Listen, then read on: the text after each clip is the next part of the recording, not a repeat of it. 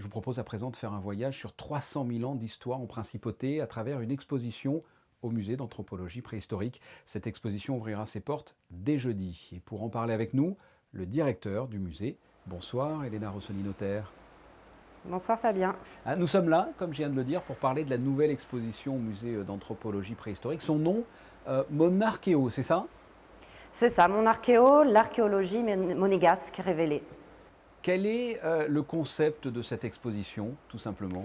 En fait, les chercheurs du musée d'anthropologie préhistorique de Monaco et leurs collaborateurs, partenaires internationaux ont étudié toutes les collections archéologiques retrouvées à Monaco il y a une centaine d'années ou encore découvertes récemment. Alors mettez-nous l'eau à la bouche, qu'est-ce que l'on va pouvoir y découvrir? Alors on vous propose un voyage dans le temps, Mhm. point de vue archéologique, c'est-à-dire que vous allez vous promener à Monaco pendant la préhistoire, à Monaco pendant le néolithique et l'âge des métaux, à Monaco durant l'Antiquité, le Moyen Âge, l'époque moderne jusqu'à aujourd'hui, avec des découvertes exceptionnelles sur notre territoire, sous la terre ou sous la mer, des choses que vous n'avez jamais vues, qu'on a retrouvées dans les tiroirs ou qu'on a découvert et mises au jour récemment dans les chantiers par exemple. Alors quelles y seront les pièces maîtresses? Alors on en a plusieurs, on en a une on va dire pour chaque espace. Je vous invite à venir découvrir les plus anciens restes humains à Monaco. Personne n'est encore informé, donc on a trouvé des restes extrêmement anciens, humains, dans la grotte de l'Observatoire par exemple, ou encore dans la grotte de Saint-Martin à Monaco-Ville.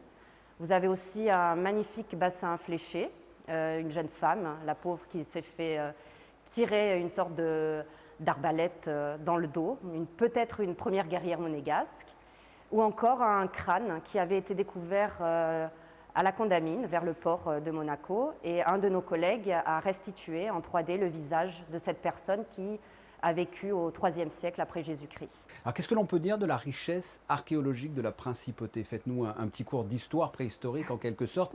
Qu'est-ce que l'on sait de cette période ici sur les terres de Monaco? Eh ben, on peut être fier parce qu'avec notre tout petit territoire de 2 km², figurez-vous qu'on a plein de zones, ce qu'on appelle sensibles, c'est-à-dire à fort potentiel archéologique. On en a pratiquement dans tous les quartiers, pour toutes les époques. Monaco a été occupé depuis 300 000 ans, donc depuis la préhistoire, évidemment occupé par les premiers agriculteurs éleveurs au néolithique et à l'âge des métaux. L'Antiquité a été extrêmement riche, hein. On a ce magnifique port et cette Condamine, mais aussi d'autres quartiers moins connus comme le Jardin exotique ou Monte-Carlo. Et bon, on sait le reste évidemment avec le Moyen-Âge et la famille Grimaldi jusqu'à aujourd'hui. Et puis en parallèle, il est possible d'effectuer un escape game au musée d'anthropologie. Alors expliquez-nous déjà, en quelques mots, qu'est-ce qu'un escape game et comment est, j'ai du mal des fois à le dire, cet escape game au musée? Un escape game, qu'est-ce que c'est? C'est un jeu d'enquête, un jeu de groupe où on doit avancer, répondre à des questions, être dans des salles où il y a des petites zones secrètes. On doit se débrouiller par soi-même, un peu comme les archéologues, pour mener une enquête. Voilà, Monarchéo à découvrir au musée d'anthropologie préhistorique à partir du 10 septembre. Elena Rossoni-Notaire, merci d'avoir répondu à mes questions. Merci beaucoup.